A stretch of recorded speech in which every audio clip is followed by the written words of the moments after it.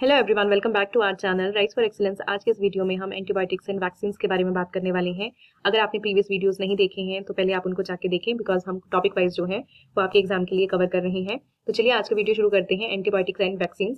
सबसे पहले एंटीबायोटिक्स के बारे में देखते हैं कि इनका जो प्राइमरी गोल होता है वो क्या होता है। इनका प्राइमरी गोल है कि आपका जो एग्जिस्टिंग इन्फेक्शन है उसको ट्रीट करना, यानी कि क्योर करना। तो क्योरेटिव गोल होता है इनका।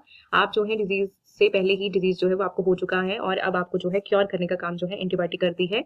देन आपके टारगेट इसमें क्या होते हैं, स्पेसिफिकली बैक्टीरिया। कुछ प्रोटोजोआ के लिए भी जो है एंटीबायोटिक्स यूज होती हैं, पर मेजरली आप देखेंगे कि बैक्टीरिया के लिए एंटीबायोटिक्स यूज होती हैं। और अगर इनकी टाइमिंग देखें तो ये कब दी जाती हैं, जब ऑलरेडी जो है पैथोजन के आप एक्सपोजर में आ चुके हैं, यानी कि डिजीज के एक्सपोजर में आप आ चुके हैं, उसके बाद जो है एंटीबायोटिक्स दी जाती हैं। अगर वैक्सीन की बात करें तो आप देखेंगे इसका प्राइमरी गोल होता है प्रोफाइलैक्टिक, यानी कि फ्यूचर इन्फेक्शन जो है वो आपको ना हो, तो उससे फ्यूचर वाले इन्फेक्शन से बचाने के लिए जो है वो वैक्सीन दी जाती हैं। और टारगेट अगर आप देखेंगे तो virus, bacteria and occasionally toxins के लिए ये वैक्सीन यूज की जाती हैं। और अगर हम टाइमिंग देखें तो एक्सपोजर होने से पहले ही ये दी जाती हैं, ताकि अगर एक्चुअल में जो है वो आपका पैथोजन आपको अटैक करे तो आपका इम्यून सिस्टम जो है वो आपको बचा सके। तो ये कुछ बेसिक चीजें हैं जो आपको एंटीबायोटिक एंड वैक्सीन के बारे में पता होनी चाहिए। अगर हम मैकेनिज्म ऑफ एक्शन की बात करें तो एंटीबायोटिक्स के केस में क्या होता है कि ये सिलेक्टिव टॉक्सिसिटी का जो एक रूट है या पाथवे है उसको फॉलो करते हैं, यानी कि सिलेक्टिवली जो है ये काम करते हैं। तो एंटीबायोटिक्स जो है वो बेसिकली जो है वो यूनिक होते हैं प्रोकैरियोटिक सेल के लिए। आपको पता है जो बैक्टीरिया होते हैं वो क्या होते हैं, प्रोकैरियोटिक होते हैं। और ये इंश्योर करते हैं कि जो पैथोजन है वो आपका प्रोकैरियोटिक होना चाहिए, उसी को ही ये किल करते हैं या फिर उसकी ग्रोथ को इनहिबिट करते हैं। लेकिन जो यूकैरियोटिक होस्ट सेल होते हैं उनको कोई भी डैमेज नहीं होता है। किस तरह से ये अपना काम करते हैं, तो फॉर एग्जाम्पल यहाँ पे आपको चीजें दे रखी हैं, जैसे कि सेल वॉल सिंथेसिस इनहिबिशन। या तो ये क्या करेंगे कि बैक्टीरिया की जो वॉल होती है वो पेप्टिडोग्लाइकन से बनी होती है, तो उसकी क्रॉस लिंकिंग जो है उसी को ही ये प्रिवेंट करते हैं, जिसकी वजह से ऑस्मोटिक लाइसिस हो जाता है। तो जैसे कि यहाँ पे आपको एग्जाम्पल दिया हुआ है बीटा लैक्टम्स। बीटा लैक्टम्स जो होती हैं वो क्या करती हैं, आपकी ट्रांसपेप्टाइडेज एंजाइम्स जो होती हैं उनको इनहिबिट कर देती हैं। तो इस तरह से जो है वो सेल वॉल जो है बैक्टीरिया की नहीं बन पाती है। उसका अलावा जो है प्रोटीन सिंथेसिस इनहिबिशन, यानी कि बैक्टीरिया के जो आपको पता है राइबोसोम होते हैं वो 70S होते हैं और उसकी दो सब यूनिट होती हैं 30S एंड 50S। ये आपने ध्यान में भी रखना है। तो ये क्या करते हैं कि कुछ आपके एंटीबायोटिक होंगे, जैसे कि यहाँ पे टेट्रासाइक्लिन्स दिया है या फिर अमाइनो ग्लाइकोसाइड्स दिया है। ये क्या करते हैं, बैक्टीरियल राइबोसोम के ऊपर जो है बाइंड कर जाते हैं और फिर ट्रांसलेशन को रोक देते हैं, यानी कि हॉल्ट कर देते हैं। या फिर आपका थर्ड ऑप्शन में है nucleic acid inhibition. Nucleic acid inhibition में क्या होता है, क्यूनिलॉन्स जैसे यहाँ पे एग्जांपल दिया हुआ है, ये बहुत ही पावरफुल एंटीबायोटिक्स होते हैं जो क्या करते हैं, डीएनए गाइडेज को इनहिबिट करते हैं, जिसकी वजह से क्या होता है आपकी जो बैक्टीरियल डीएनए रेप्लिकेशन है वो नहीं हो पाती है। तो इस तरह से बेसिकली हम यहाँ ये बताना चाह रहे हैं कि डिफरेंट डिफरेंट एंटीबायोटिक्स जो है वो बैक्टीरिया को किस तरह से नुकसान पहुंचाती हैं। लास्ट में आपको दिया है एंटीमेटाबोलाइट्स। एंटीमेटाबोलाइट्स कुछ ऐसे आपके मॉलिक्यूल्स होते हैं जो क्या करते हैं कि एक्चुअल जो मेटाबोलाइट्स होते हैं उनके स्ट्रक्चर को जो है वो मिमिक करते हैं, जिसकी वजह से जो है वो फिर बैक्टीरिया को जो है वो नुकसान होता है। जैसे कि फॉर एग्जांपल यहाँ पे आपको दिया है सल्फोनामाइड। सल्फोनामाइड जो होते हैं वो सल्फर ड्रग्स होते हैं। ये क्या करते हैं कि फॉलिक एसिड के सिंथेसिस का इनहिबिशन कर देते हैं। फॉलिक एसिड जो होता है वो बैक्टीरिया में बेसिकली फॉलिक एसिड जो है वो हेल्प करता है डीएनए या आरएनए को बनाने में, प्रिकर्सर होता है डीएनए या आरएनए का। लेकिन अगर फॉलिक एसिड की सिंथेसिस जो है उसी को ही इनहिबिट कर दिया जाएगा तो डीएनए और आरएनए बनेगा ही नहीं। तो इस तरह से जो है हम एंटीमेटाबोलाइट्स को भी जो है वो एज एंटीबायोटिक्स के रूप में जो है वो यहाँ पे यूज करते हैं और बैक्टीरिया को जो है वो नुकसान पहुंचता है। तो इस तरह से जो है आपकी एंटीबायोटिक्स काम करती हैं। तो ये कुछ चीजें हैं जो आप ध्यान में रख सकते हैं। अगर हम वैक्सीन की बात करें अब, तो वैक्सीन का जो मैकेनिज्म होता है उसमें हम देखते हैं कि वैक्सीन जो होती हैं वो डायरेक्टली पैथोजन को किल नहीं करती हैं। बेसिकली वैक्सीन क्या करती हैं कि हमारा जो इम्यून सिस्टम होता है उसको क्या करती हैं, ट्रेन करती हैं, ताकि जो है वो फ्यूचर में जो भी आपका डिजीज आने वाला है या फ्यूचर में जो भी पैथोजन अटैक करे उससे हमारा इम्यून सिस्टम ऑटोमेटिकली जो है वो लड़ सके। तो इसमें अगर आप देखें तो फर्स्ट स्टेप जो दिया है वो है एंटीजन प्रेजेंटेशन। वैक्सीन जब हमें लगती हैं तो क्या होता है कि वैक्सीन के अंदर जिस डिजीज की हमें वैक्सीन लग रही है उस डिजीज का जो पैथोजन होता है वो या तो वीकेंड फॉर्म में होता है उस वैक्सीन में, या फिर उसको किल कर दिया जाता है और वो वैक्सीन जो है फिर हमें लगाई जाती है। तो बेसिकली होता क्या है कि उस वैक्सीन में एंटीजन जो है, पैथोजन के एंटीजन जो है वो होते हैं और वो हमारे इम्यून सिस्टम के अंदर जाते हैं। अब क्या होता है कि जब हमारी इम्यून सिस्टम में वो पैथोजेंस जाते हैं, बेसिकली एंटीजन जाते हैं, तो इम्यून सिस्टम को यहाँ पे हम ये शो करते हैं वैक्सीन के थ्रू कि जो एनिमी है या फिर जो पैथोजन है वो इस तरह से दिखता है। ठीक है, तो बेसिकली अब आपको जब वैक्सीन लग रही है तो हो क्या रहा है कि आपको कोई हार्म नहीं होगा, क्योंकि या तो वो बिल्कुल वीक कर दिया जाता है पैथोजन उसका, या फिर उसको किल कर दिया जाता है। तो इस वजह से क्या होता है कि हमारी बॉडी को कोई भी हार्म नहीं होता है। लेकिन इम्यून सिस्टम को ये चीज नहीं पता है कि जो चीज अंदर आ रही है वो डेड है या लिविंग है। उसके लिए सिर्फ इतना होता है कि वो नई चीज जो आई है वो उसके लिए एक दुश्मन की तरह है। तो हमारा इम्यून सिस्टम जो है उसको एक तरह से रिकॉग्नाइज करता है। नेक्स्ट आप देखें यहाँ लिखा है प्राइमरी इम्यून रिस्पॉन्स। तो प्राइमरी इम्यून रिस्पॉन्स का मतलब है कि फर्स्ट एनकाउंटर जब होता है बॉडी में हमारी, यानी कि एंटीजन प्रेजेंटिंग सेल्स होते हैं हमारी बॉडी में, वो क्या करते हैं कि आपका जो ये एंटीजन है इसको प्रेजेंट करते हैं जाके किसको, दो सेल होते हैं आपको पता है इम्यून सिस्टम में, एक टी सेल एक बी सेल, उनको जाके जो है प्रेजेंट करते हैं कि एंटीजन ऐसा ऐसा दिखता है। तो इस तरह से जो बी और टी सेल है वो ताकि उस पर काम कर सके। नेक्स्ट है मेमोरी सेल प्रोडक्शन। हमारा जो इम्यून सिस्टम है फिर वो क्या करता है कि मेमोरी बी सेल और मेमोरी टी सेल को प्रोड्यूस करता है। मेमोरी बी सेल का क्या काम होता है कि ये सेल जो है ये याद रखते हैं कि जो ब्लू प्रिंट जो है स्पेसिफिक एंटीबॉडी का जो ब्लू प्रिंट है उसको जो है ये याद रखते हैं। और मेमोरी टी सेल का काम क्या होता है कि ये प्रॉपर्ली जो है वो तैयार रहते हैं कि अगर पैथोजन जो है वो दोबारा से अटैक करे तो ये जो है उससे लड़ सके। तो मेमोरी टी सेल जो है वो मेमोरी रखते हैं कि अच्छा ये पैथोजन कैसा दिखता है। नेक्स्ट आपका इसमें आता है फिर स्टेप जो है सेकेंडरी रिस्पॉन्स। सेकेंडरी रिस्पॉन्स में क्या होता है कि अगर आपका जो पैथोजन था वो एक्चुअल में अब आपको अटैक करेगा तो ये क्या करते हैं मेमोरी सेल की हेल्प से जो है वो इजीली जो है उसको डिस्ट्रॉय कर पाते हैं। तो बेसिकली जो सेकेंडरी रिस्पॉन्स होता है वो बहुत ही ज्यादा फास्ट होता है, 1 से 3 दिन के अंदर ही जो है वो मतलब आ जाता है। और इसमें एंटीबॉडी का जो लेवल होता है वो भी जो है बहुत हाई होता है। तो ये आप ध्यान में रख सकते हैं। तो बेसिकली सेकेंडरी रिस्पॉन्स जो होता है वो डिजीज को प्रिवेंट करने के काम आता है, और जो प्राइमरी रिस्पॉन्स हमें मिलता है जो आपकी स्टार्टिंग में हमने देखा वो हेल्प करता है इम्यूनिटी को डेवलप करने के लिए। तो इस तरह से बेसिकली हमारी बॉडी में इम्यूनिटी डेवलप होती है। इसका बहुत ही अच्छा एग्जाम्पल आप ले सकते हैं कोरोना वायरस के टाइम पे जो वैक्सीनेशन थी, बेसिकली वो क्या था, बेसिकली जो वायरस है उसको या तो वीकेंड फॉर्म में हमारी बॉडी में डाला गया या किल करके, ताकि आपकी बॉडी जो है वो ऑटोमेटिकली ही एंटीबॉडीज को बना ले, और एक्चुअल में अगर आपको वायरस अटैक करे तो आपकी बॉडी की जो खुद की एंटीबॉडीज हैं वही उसको जो है वो डिस्ट्रॉय कर दे। आई होप आपको ये कंसेप्ट जो है वैक्सीन का ये क्लियर हुआ है।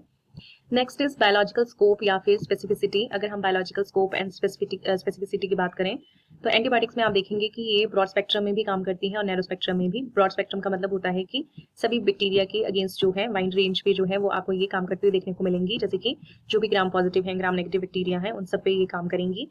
और नैरो स्पेक्ट्रम का मतलब है कि स्पेसिफिकली किसी एक बैक्टीरिया पे ही ये काम करेंगी। तो दोनों में आपको ये देखने को मिलता है। खासियत क्या है कि एंटीबायोटिक्स जो होती हैं वो वायरस में जो है इनइफेक्टिव हो जाती हैं। क्यों? क्योंकि आपको पता है वायरस का जो स्ट्रक्चर होता है वो ए सेलुलर होता है, और आपने ऊपर पढ़ा कि जो एंटीबायोटिक्स होती हैं वो अपना मैकेनिज्म कैसे करती हैं, या तो वो सेल वॉल पे काम करेंगी या तो वो राइबोसोम को हटा देंगी। अब यहाँ पे क्या होता है कि जब सेल के जो वायरस है वो बाहर होता है होस्ट की बॉडी से, तो वो नॉन लिविंग की तरह काम करता है, और ना तो उसके पास जो है सेल वॉल होती है ना राइबोसोम्स होते हैं, और नॉन लिविंग की तरह वो पड़ा होता है, इसीलिए एंटीबायोटिक्स उस पर काम नहीं करती हैं, ये आपने ध्यान में रखना है। Next is vaccine. वैक्सीन जो होती है ये हाईली पैथोजेनिक होती है, हाईली पैथोजन स्पेसिफिक होती है कि पर्टिकुलर पैथोजन पे ही काम करेंगी। ऐसा नहीं होगा कि आप फॉर एग्जांपल यहाँ पे दिया हुआ है कि अगर आपकी वैक्सीन जो है वो स्ट्रेप्टोकोकस निमोनिया की है तो वो स्टेफाइलोकोकस ऑरियस पे काम नहीं करेगी, ये आपने ध्यान में रखना है। और आपने देखना कि जो वैक्सीन होती हैं प्राइमरी इनका डिफेंस जो होता है वो वायरल डिजीजेस के अगेंस्ट होता है, जैसे कि पोलियो एंड मीजल्स। यहाँ पे आपको एग्जाम्पल दे रखा है, तो ये दोनों चीजें भी आप इसमें ध्यान में रख सकते हैं। नेक्स्ट इज अगर हम ड्यूरेशन ऑफ इफेक्ट की बात करें तो एंटीबायोटिक्स जो होती हैं आपको पता है कि जब आपको कोई डिजीज हुआ है या पैथोजन ने अटैक किया है तो आपको डॉक्टर एंटीबायोटिक देते हैं, और उस टाइम पे जो है ये काम करती हैं। और जैसे ही आपका जो ये ड्रग है ये मेटाबोलाइज होता है और आपकी बॉडी से क्लियर हो जाता है तो इसका प्रोटेक्शन भी जो है वो खत्म हो जाता है। तो आप ये बोलेंगे कि एंटीबायोटिक्स जो होती हैं वो शॉर्ट टर्म इफेक्ट जो है वो देती हैं, और अगर बाई चांस आपको कुछ महीने बाद फिर से जो है वो डिजीज होता है या आप इन्फेक्टेड हो जाते हो तो आपको फिर से जो है एक नया कोर्स जो है एंटीबायोटिक का लेना पड़ता है। लेकिन वैक्सीन के केस में क्या होता है कि आपको ये लॉन्ग टर्म इम्यूनिटी जो है वो प्रोवाइड करवाता है, ये आपने ध्यान में रखना है। उसके अलावा आप ये 2 पॉइंट्स जो है वो इंपॉर्टेंट ध्यान में रख सकते हैं कि जो फर्स्ट वैक्सीन थी वो स्मॉल पॉक्स के अगेंस्ट जो है बनाई गई थी, और किसने बनाया था, तो एडवर्ड जेनर जो है उन्होंने बनाया था। दूसरा है द फर्स्ट एंटीबायोटिक जो है उसको पेनिसिलिन को जो है वो माना जाता है, और इसकी डिस्कवरी किसने की थी, तो अलेक्जेंडर फ्लेमिंग जो थे उन्होंने फर्स्ट एंटीबायोटिक की डिस्कवरी की थी। ये बहुत ही बेसिक क्वेश्चन है लेकिन कॉम्पिटेटिव एग्जाम्स में ये पूछे जाते हैं, तो आपने ये ध्यान में रखना है। चलिए अब जो है हम एमसीक्यू शुरू करते हैं। आई होप एंटीबायोटिक और वैक्सीन का जो कंसेप्ट है आपको बेसिक कंसेप्ट वो आपको समझ आया है। अब हमारा फर्स्ट क्वेश्चन है द फर्स्ट एंटीबायोटिक पेनिसिलिन। तो यहाँ से आपको पहले ये पता चल रहा है कि फर्स्ट एंटीबायोटिक कौन थी, वो पेनिसिलिन थी। उसमें पूछा है कि किसने डिस्कवर की थी, कौन से साइंटिस्ट थे। हमारे ऑप्शंस में है Edward Jenner, Alexander Fleming, Louis Pasteur या फिर रॉबर्ट कोच। इस क्वेश्चन का जो करेक्ट आंसर है दैट इज अलेक्जेंडर फ्लेमिंग। उन्होंने जो है डिस्कवर किया था पेनिसिलिन को, और वर्ल्ड की फर्स्ट नेचुरल एंटीबायोटिक जो है इसे माना गया था। और इन्होंने जो है पेनिसिलियम नोटेटम से जो है इसको एक्सट्रैक्ट किया था, जो कि एक मोल्ड था, ये भी आपने ध्यान में रखना है। और इसमें एडवर्ड जेनर का नाम भी दिया हुआ है, जिन्होंने 1796 में जो है वो फर्स्ट वैक्सीन जो है वो बनाई थी स्मॉल पॉक्स के अगेंस्ट। अभी हमने जो है इसके बारे में बात की थी। और आपने ये भी ध्यान में रखना है कि फादर ऑफ इम्यूनोलॉजी जो है एडवर्ड जेनर को बोला जाता है। लुइस पास्चर की बात करें तो इन्होंने जो है वो जर्म थ्योरी ऑफ डिजीज जो है वो डेवलप किया था। उसके अलावा इन्होंने जो है वैक्सीन रेबीज और एंथ्रेक्स के अगेंस्ट भी जो है वो बनाई थी। और लुइस पास्चर जो है इन्होंने पास्चराइजेशन का जो प्रोसेस है वो भी इन्वेंट किया था। लास्ट में है आपका रॉबर्ट कोच। रॉबर्ट कोच जो है वो मॉडर्न बैक्टीरियोलॉजी जो है उसके फाउंडर ऐसा माना जाता है इनको, और इनको ऐसा माना जाता है कि इन्होंने जो है specific positive agent tuberculosis, cholera, anthrax के जो है वो आइडेंटिफाई किए थे। हमारा नेक्स्ट क्वेश्चन है कि vaccine are primarily used as a dash measure against diseases. हमारे ऑप्शंस में है क्यूरेटिव, प्रोफाइलैक्टिक, लैक्टिक या फिर प्रिवेंटिव, या फिर डायग्नोस्टिक या फिर सर्जिकल। आपको पूछा गया है कि वैक्सीन जो होती हैं वो मुख्य रूप से बीमारियों के खिलाफ डैश उपाय के रूप में किया जाता है। तो यानी कि आपको बताना है कि किस रूप में जो है हम इसको वैक्सीन को यूज करते हैं। तो ये हमने स्टार्टिंग में टेबल में देखा था। तो इस क्वेश्चन का जो करेक्ट आंसर आ जाएगा दैट विल बी प्रोफाइलैक्टिक या फिर प्रिवेंटिव। मैंने आपको पहले भी बताया कि इसमें हम क्या करते हैं कि वैक्सीन का जो है वो यूज करते हैं और अपने इम्यून सिस्टम को जो है वो ट्रेन करते हैं, ताकि अगर फर्दर जो एक्चुअल में जब जो है पैथोजन अटैक करे तो हमारा इम्यून सिस्टम जो है उससे लड़ सके। उसके अलावा क्यूरेटिव हमने बात की थी कि ये कब क्यूरेटिव वाला जो है कब यूज होता है, जब हम एंटीबायोटिक्स देते हैं तो क्योर करने के लिए जो है वो आपका क्यूरेटिव आ जाएगा। डायग्नोस्टिक जो है ये क्या होता है बेसिकली कि जो हम टेस्ट जो है वो आपके यूज करते हैं ताकि जो पेशेंट है उसको क्या बीमारी है वो आप पता लगा सकें, तब हम डायग्नोस्टिक वर्ड जो है वो यूज करते हैं। और सर्जरी जो है वो आपको पता है। हमारा नेक्स्ट क्वेश्चन है कि antibiotics are effective against which of the following virus, fungi, bacteria या फिर प्रियॉन्स। इस क्वेश्चन का जो करेक्ट आंसर है दैट इज बैक्टीरिया। बैक्टीरिया जो है आपके एंटीबायोटिक से जो है वो इफेक्ट होते हैं। तो करेक्ट आंसर आ जाएगा सी ऑप्शन। हमारा नेक्स्ट क्वेश्चन है the memory cells in our immune system are generated by which process. हमारे ऑप्शंस में है एंटीबायोटिक ट्रीटमेंट, वैक्सीनेशन, इन्फ्लेमेशन या फिर डाइजेशन। इस क्वेश्चन का जो करेक्ट आंसर है दैट इज वैक्सीनेशन। वैक्सीनेशन में जो है मेमोरी सेल जो होते हैं इम्यून सिस्टम के वो जनरेट होते हैं। मैंने आपको ऊपर जो है वो मैकेनिज्म में सारा प्रोसेस समझाया है कि किस तरह से होता है। तो इसका करेक्ट आंसर आ जाएगा बी ऑप्शन। हमारा नेक्स्ट क्वेश्चन है कि पेनिसिलिन जो होती है वो इनहिबिट करती है synthesis of which bacterial structure. अगर आपने पेनिसिलिन जो है उसको एंटीबायोटिक के रूप में यूज किया तो बैक्टीरिया का कौन सा स्ट्रक्चर जो है उसको ये इफेक्ट करती है। आपके ऑप्शंस में है डीएनए, राइबोसोम, सेल वॉल या फिर माइटोकॉन्ड्रिया। इस क्वेश्चन का जो करेक्ट आंसर है दैट इज सेल वॉल। आपको पता है बैक्टीरिया की जो सेल वॉल होती है पेप्टिडोग्लाइकन से बनी होती है और उसके बीच में जो है क्रॉस लिंकिंग देखने को मिलती है। तो ये जो पेनिसिलिन होती है ये बैक्टीरियल वॉल में क्रॉस लिंकिंग ही नहीं होने देती है। तो इसमें जो है करेक्ट ऑप्शन आपका सी ऑप्शन आएगा। हमारा अगला क्वेश्चन है which antibody is the first to be produce during a primary immune response. जब प्राइमरी इम्यून रिस्पांस आता है बॉडी में तो कौन सी एंटीबॉडी सबसे पहले जो है वो प्रोड्यूस होती है। काफी अच्छा क्वेश्चन है ये। हमारे ऑप्शंस में है आईजीजी, आईजीए, आईजीई या फिर आईजीएम। इस क्वेश्चन का जो करेक्ट आंसर है दैट इज आईजीएम। जब बॉडी में हमारा प्राइमरी इम्यून रिस्पांस आता है तो उसमें जो है आईजीएम जो है सबसे पहले प्रोड्यूस होती है, ये आपने ध्यान में रखना है। उसके अलावा आईजीएम जो है इनको फर्स्ट रिस्पॉन्डर भी बोलते हैं, ये आप ध्यान में रख सकते हैं। और साथ में जो है आईजीएम जो होती है ये लार्जेस्ट एंटीबॉडीज होती हैं और पेंटामर होती हैं, ये भी आप ध्यान में रख सकते हैं। देन आईजीजी यहाँ पे दिया हुआ है, ये smallest and most abundant antibodies होती हैं और ये कब प्रोड्यूस होती हैं जब सेकेंडरी रिस्पॉन्स आता है। तो मेन एंटीबॉडी जो होती है दैट इज आईजीजी। उसके अलावा जो है आईजीए जो है आपको ये एंटीबॉडीज मिलती हैं स्क्रीशंस में, जैसे हमारी बॉडी में जो म्यूकोजल स्क्रीशंस होते हैं जैसे कि फॉर एग्जांपल टेयर हो गए, सलाइवा हो गया, ब्रेस्ट मिल्क हो गया, उसमें आपको कौन सी एंटीबॉडी देखने को मिलती है आईजीए। और आईजीई जो है वो एलर्जिक रिएक्शन जब होते हैं तब प्रोड्यूस होती है आईजीई। तो ये फंक्शंस भी आपने ध्यान में रखने हैं। यहाँ पे बार बार देखो आईजी लिखा हुआ है, आईजी का मतलब क्या होता है इम्यूनोग्लोबिन्स। हमारा अगला क्वेश्चन है कि antibiotic resistance in bacteria is often carried on small circular DNA called chromosomes, plasmids, RNA या फिर हिस्टोन्स। आपने बताना है कि बैक्टीरिया में एंटीबायोटिक प्रतिरोध अक्सर छोटे गोलाकार डीएनए पर होता है जिसे हम क्या कहते हैं। इस क्वेश्चन का जो करेक्ट आंसर है दैट इज प्लाज्मिड। प्लाज्मिड जो है आपके क्या होते हैं तो इनकी डेफिनेशन भी आपको ध्यान में रखनी है। कई बार प्लाज्मिड से भी क्वेश्चन आता है। प्लाज्मिड की डेफिनेशन हम कैसे बोलते हैं कि they are small circular extra chromosomal DNA, ठीक है, जो कि इंडिपेंडेंटली जो है वो एग्जिस्ट कर सकते हैं, ये आपने ध्यान में रखना है। उसके अलावा प्लाज्मिड जो है ये स्प्रेड करते हैं रेजिस्टेंस को, क्योंकि इनके पास जो है वो आर फैक्टर्स होते हैं। आर फैक्टर का मतलब है रेजिस्टेंस फैक्टर्स जो है इनके पास होते हैं, ये आप ध्यान में रख सकते हैं। हमारा नेक्स्ट क्वेश्चन है कि the DPT vaccine provide protection against diphtheria, tetanus and. आपको यहाँ पे डीपीटी वैक्सीन बोली हुई है तो डीपीटी जो है वो फुल फॉर्म बनती है 3 डिजीजेस से। तो यहाँ पे आपका 2 डिजीजेस के नाम दे रखे हैं, आपको तीसरा डिजीज का नाम यहाँ पे बताना है। हमारे ऑप्शंस में है पोलियो, पर्ट्यूसिस जिसको वूपिंग कफ भी बोलते हैं, निमोनिया या फिर प्लेग। इस क्वेश्चन का करेक्ट आंसर है पर्ट्यूसिस, वूपिंग कफ। यानी कि डीपीटी जो है वो डिप्थीरिया, टेटनस और पर्ट्यूसिस के अगेंस्ट जो है वैक्सीन प्रोवाइड करवाई दी जाती है। और टेटनस जो है इसको आप लॉक जॉ डिजीज भी बोलते हैं। ये भी क्वेश्चन जो है वो एग्जाम में पूछा जाता है। हमारा अगला क्वेश्चन है broad spectrum antibiotics are those that kill only one type of bacteria, target wide range of bacteria, only work on viruses, are made up of proteins. Broad spectrum antibiotics आप किसको बोलेंगे जो सिर्फ एक ही तरह के बैक्टीरिया को मारती हैं, या फिर वाइड रेंज ऑफ बैक्टीरिया को टारगेट करती हैं, या फिर वायरसेस पे काम करेंगी, या फिर प्रोटीन से बनी होती हैं। इस क्वेश्चन का जो करेक्ट आंसर है that is target wide range of bacteria. आपको पता है ब्रॉड स्पेक्ट्रम जो है हम वर्ड यूज करते हैं वाइड रेंज के लिए, तो इसमें बी ऑप्शन जो है वो करेक्ट है। हमारा नेक्स्ट क्वेश्चन है who developed the first vaccine for small pox. Small pox यानी कि चेचक के लिए सबसे पहला वैक्सीन किसने डेवलप किया था। आपके ऑप्शंस में है Alexander Fleming, Edward Jenner, Selman Waksman and Jonas Salk.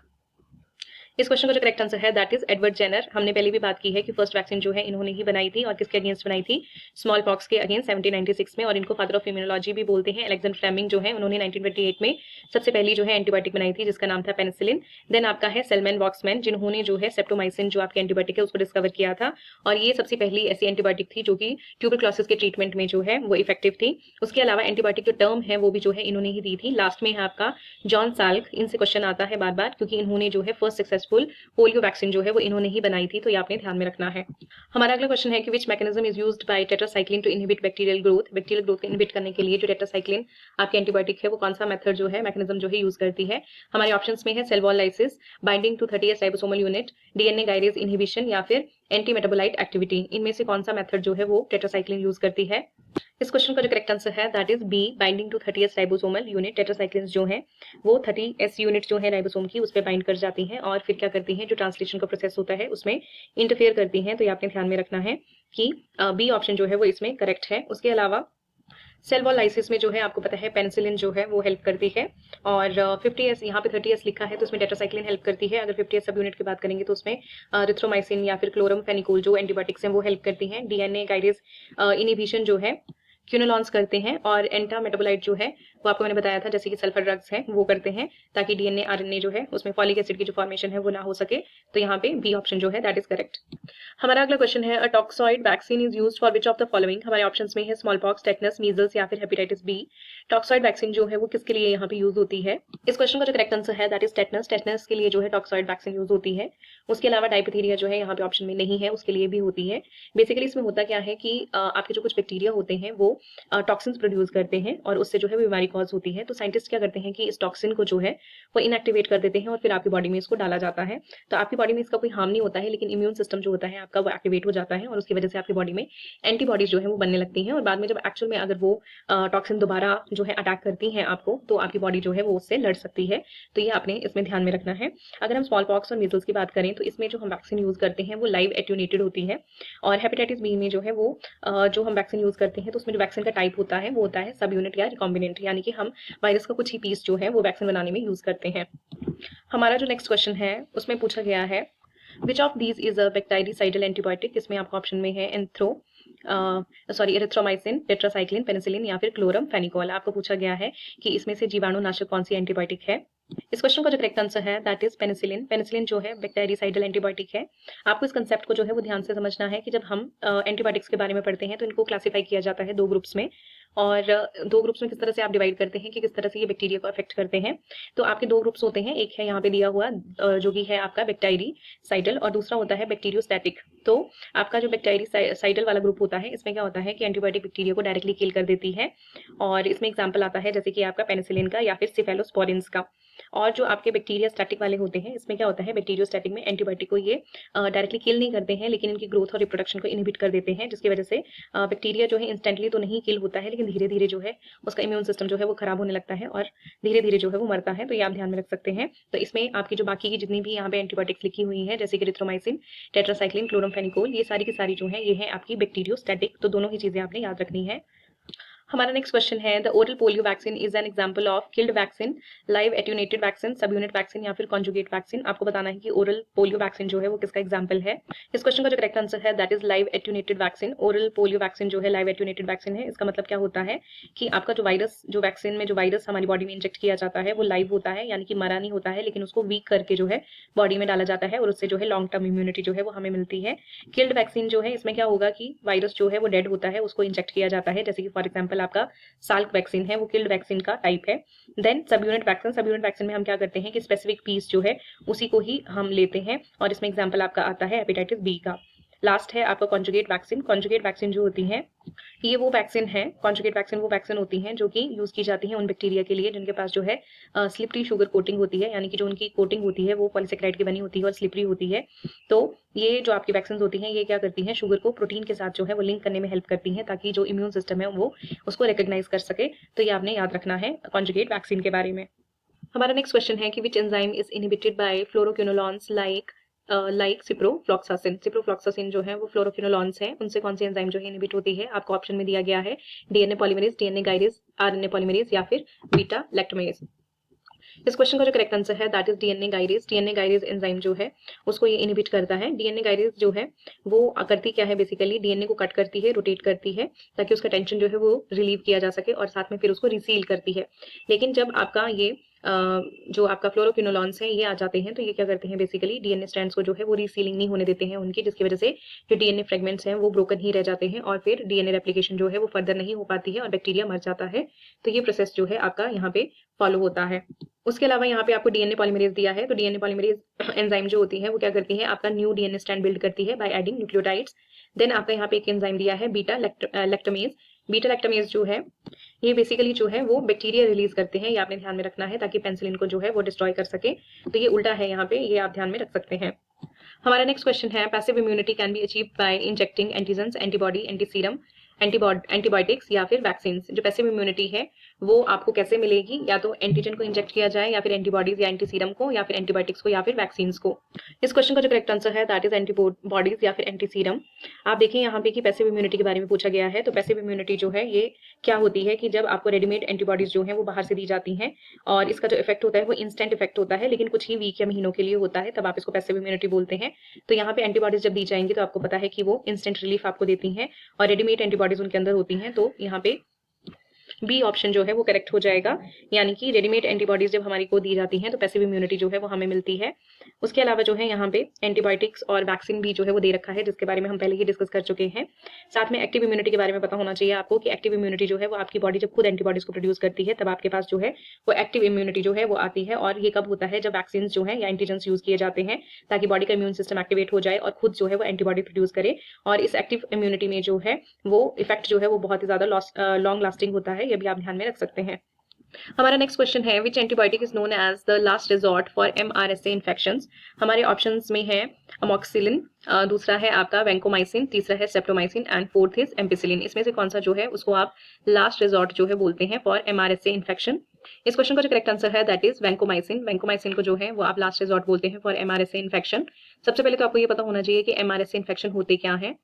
तो MRSA का जो फुल फॉर्म होता है that is methicillin resistant staphylococcus aureus, यानी कि ये जो है एक सुपर बग की तरह है जिसने क्या किया है कि जो कॉमन आपकी एंटीबायोटिक्स होती हैं उसके लिए रेजिस्टेंस जो है वो डेवलप किया हुआ है। तो जो कॉमन एंटीबायोटिक है इसके ऊपर कोई भी जो है वो असर नहीं डालती हैं, लेकिन आपकी जो वैंकोमाइसिन है इसको ऐसा माना जाता है कि ये लास्ट रिजॉर्ट या फिर लास्ट लाइन ऑफ डिफेंस है, क्योंकि इसके पास एबिलिटी है इनको जो ये हाईली रेजिस्टेंट बैक्टीरिया है इनको किल करने की। तो ये आप जो है यहाँ पे ध्यान में रख सकते हैं कि वैंकोमाइसिन जो है वो यहाँ पे आंसर है। हमारा नेक्स्ट क्वेश्चन है the secondary immune response is faster and stronger due to plasma cells, memory cells, macrophages या फिर न्यूट्रोफिल्स।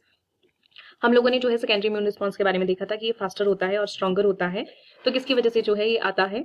इस क्वेश्चन का जो करेक्ट आंसर है that is memory cells. Memory sales की वजह से जो है वो सेकेंडरी इम्यून रिस्पॉन्स आता है। और हमने बात की थी कि जब सेकेंडरी इम्यून रिस्पॉन्स आता है तो आपकी जो प्रोडक्शन होती है एंटीबॉडीज की वो कौन सी वाली होती है, IgG, उनकी जो है वो प्रोडक्शन होती है। उसके अलावा जो है यहाँ पे मैक्रोफेजेस के बारे में दिया गया है। तो आपको पता है जो मोनोसाइट होते हैं उनको ही आप जब वो अब जो उनका साइज होता है जब बड़ा हो जाता है वही मैक्रोफेजेस में जो है वो चेंज हो जाते हैं। तो ये भी आपको पता होना चाहिए। न्यूट्रोफिल्स आपके इनेट सिस्टम के जो है फर्स्ट रिस्पॉन्डर्स इनको बोला जाता है और बैक्टीरिया को जो किल करने का काम जो है ये करते हैं न्यूट्रोफिल्स। तो यहाँ पे आपको सेकेंडरी इम्यून रिस्पॉन्स के बारे में पूछा है तो आंसर आ जाएगा मेमोरी सेल्स। हमारा अगला क्वेश्चन है सल्फा ड्रग्स, जिसको आप सल्फोनामाइड्स भी बोलते हैं, interfere with the synthesis of protein, folic acid, peptidoglycan या फिर काइटिन। इस क्वेश्चन का जो करेक्ट आंसर है दैट इज फॉलिक एसिड। हमने पहले भी बात की थी कि फॉलिक एसिड का जो है वो सिंथेसिस नहीं होने देता है, जिसकी वजह से DNA और RNA जो है वो फिर नहीं बन पाते हैं। तो सल्फा ड्रग्स जो है वो आपके जो है एंटी मेटाबोलाइट्स की तरह काम करते हैं। तो यहाँ पे बी ऑप्शन जो है दैट इज करेक्ट। हमारा नेक्स्ट क्वेश्चन है BCG वैक्सीन जो होती है वो किसके अगेंस्ट जो है वो इम्यूनिटी प्रोवाइड करवाती है, कॉलेरा, ट्यूबरक्लोसिस, टाइफाइड, रेबीज। इस क्वेश्चन का जो करेक्ट आंसर है दैट इज ट्यूबरक्लोसिस। ट्यूबरक्लोसिस के अगेंस्ट जो है वो BCG वैक्सीन जो है वो यूज होती है। BCG की फुल फॉर्म भी एग्जाम में पूछी जाती है। इसका जो फुल फॉर्म है दैट इज बेसिलस कालमेटिक ग्यूरिन, और जो है ये TB के लिए यूज की जाती है। और ये वैक्सीन जो है किस पैथोजन के अगेंस्ट जो है हमें बचाती है, तो माइकोबैक्टीरियम ट्यूबरक्लोसिस जो है जो कि ट्यूबरक्लोसिस डिजीज करता है, ये एक बैक्टीरियम है, उससे जो है हमें बचाती है। और ये माइकोबैक्टीरियम ट्यूबरक्लोसिस जो है आपके लंग्स को जो है अटैक करता है। तो इतनी चीजें जो है वो आपने ट्यूबरक्लोसिस के बारे में ध्यान में रखनी है। उसके अलावा अगर कॉलेरा की बात करें तो कॉलेरा की जो प्रोटेक्शन है वो कौन सी वैक्सीन देती है, तो उसका नाम है ओरल कॉलेरा वैक्सीन। उसके अलावा टाइफाइड है, टाइफाइड के लिए भी जो है वो वैक्सीन होती है, उसका नाम है टाइफाइड कॉन्जुगेट वैक्सीन, जो कि आपको प्रोटेक्शन प्रोवाइड करवाती है। लास्ट में है रेबीज। रेबीज जो है उसके लिए है एंटी रेबीज वैक्सीन। तो ये सारी चीजें जो है आप इसमें ध्यान में रख सकते हैं। हमारा नेक्स्ट क्वेश्चन है the green mould used by Fleming to discover penicillin. Penicillin की जब डिस्कवरी हुई थी तो आपको मैंने बताया था मोल्ड से जो हुई थी, तो फ्लेमिंग ने जो ग्रीन मोल्ड जो है वो यूज की थी टू डिस्कवर पेनिसिलिन। वो कौन सी थी? इसमें आपके ऑप्शंस में दिया गया है penicillin, penicillium chrysogenum, penicillium notatum, aspergillus niger या फिर राइजोपस स्टोलोनिफेर। इस क्वेश्चन का जो करेक्ट आंसर है that is penicillium notatum. Penicillium notatum जो है वो आपके जो फ्लेमिंग थे उन्होंने यूज किया था, और 1928 में जो है इसकी डिस्कवरी हुई थी। अलेक्जेंडर फ्लेमिंग जो थे उन्होंने जो है इस स्ट्रेन को यूज किया था। और अगर आप पेनिसिलियम क्राइसोजिनम की बात करें तो मॉडर्न डेज आज की डेट में जो है जब कमर्शियल प्रोडक्शन होता है पेनिसिलिन का, तो पेनिसिलियम क्राइसोजिनम को जो है वो यूज किया जाता है। उसके अलावा एस्परजिलस नाइगर जो है ये आपका ब्लैक मोल्ड है जो कि आपका इंडस्ट्रीज में यूज किया जाता है सिट्रिक एसिड को प्रोड्यूस करने के लिए। और राइजोपस स्टोलोनिफर जो है इसको आप ब्लैक ब्रेड मोल्ड बोलते हैं और ये जाइगोमाइसिटीज को जो है वो बिलोंग करता है। तो ये सारी चीजें आप ध्यान में रख सकते हैं। इस क्वेश्चन का जो करेक्ट आंसर है that is tetracycline. Tetracycline antibiotic जो है वो 8 साल के बच्चों को या उससे कम एज के बच्चों को जो है वो नहीं दी जाती है क्योंकि उनके जो टीथ हैं उसमें डिस्कलरेशन देखने को मिलती है। तो एक्चुअली होता क्या है कि टेट्रासाइक्लिन जो है एक चिलेटिंग एजेंट की तरह काम करती है, और ये क्या करती है कि जब बच्चों के परमानेंट टीथ बन रहे होते हैं तो वहां पे जो है कैल्शियम के साथ जो है जाके बाइंड कर जाती है, जिसकी वजह से एक टेट्रासाइक्लिन कैल्शियम का जो है कॉम्प्लेक्स बन जाता है। और फिर जब बच्चों के दांत जो है वो बाहर आते हैं तो आप उनको देखोगे या तो वो येलो कलर के होते हैं, ब्राउन या ग्रे कलर के, बिकॉज ये जो एंटीबायोटिक होती है ये लॉक हो जाती है इनामल स्ट्रक्चर में, जिसकी वजह से ऐसा होता है। तो इसमें आप ध्यान में रख सकते हैं कि इसका जो आंसर है दैट विल बी टेट्रासाइक्लिन। हमारा अगला क्वेश्चन है कि an adjuvant is added to a vaccine. Adjuvant जो होता है वो वैक्सीन में क्यों ऐड किया जाता है? To kill the virus, enhance immune response, increase shelf life या फिर रिड्यूस द कॉस्ट। इस क्वेश्चन का जो करेक्ट आंसर है that is enhance immune response. Adjuvant जो होते हैं ये इम्यून रिस्पांस को एनहांस करने के लिए यूज किए जाते हैं, कुछ वैक्सीन में इनको मिक्स किया जाता है। एडजुवेंट वर्ड जो है बेसिकली लैटिन वर्ड है जो एडजुवेरे से आया है, जिसका मतलब होता है हेल्प करना। तो इनको जो है वैक्सीन में जो है मिक्स कर दिया जाता है ताकि स्ट्रॉन्गर इम्यून रिस्पांस जो है वो लोगों में जो है वो डेवलप हो पाए। ये आपने जो है इसमें ध्यान में रखना है। हमारा अगला क्वेश्चन है कि rifampicin is primarily use to treat which disease. Rifampicin जो है वो किस डिजीज के लिए जो है वो यूज होती है? हमारे ऑप्शंस में है मलेरिया, ट्यूबरक्लोसिस, सिफिलिस या फिर एड्स। इस क्वेश्चन का जो करेक्ट आंसर है दैट इज ट्यूबरक्लोसिस। ट्यूबरक्लोसिस के अगेंस्ट जो है वो इसको यूज किया जाता है। हमारा अगला क्वेश्चन है natural passive immunity is transferred from mother to foetus through placenta, skin, saliva या फिर ब्लड ट्रांसफ्यूजन। काफी अच्छा क्वेश्चन है और आसान भी है कि आपको पता है बच्चे से माँ से बच्चे को जो है नेचुरल पैसिव इम्यूनिटी जो है वो पास होती है, और ये किसके थ्रू पास होती है? तो आपके ऑप्शंस में दिया है प्लेसेंटा, स्किन, सलाइवा या फिर ब्लड ट्रांसफ्यूजन। इस क्वेश्चन का जो करेक्ट आंसर है दैट इज प्लेसेंटा। प्लेसेंटा जो है नेचुरल पैसिव इम्यूनिटी की तरह जो नेचुरल पैसिव इम्यूनिटी है उसको ट्रांसफर करवाता है मदर से फीटस की ओर। और बेसिकली क्या है ये, अगर हम नॉर्मल भाषा में देखें तो रेडीमेड एंटीबॉडीज जो है वो बच्चे को दी जाती हैं। और इसमें आपको एक और क्वेश्चन भी पूछा जाता है कि प्लेसेंटा के थ्रू जो है वो कौन सी इम्यूनोग्लोबिन जो है वो पास हो पाती है?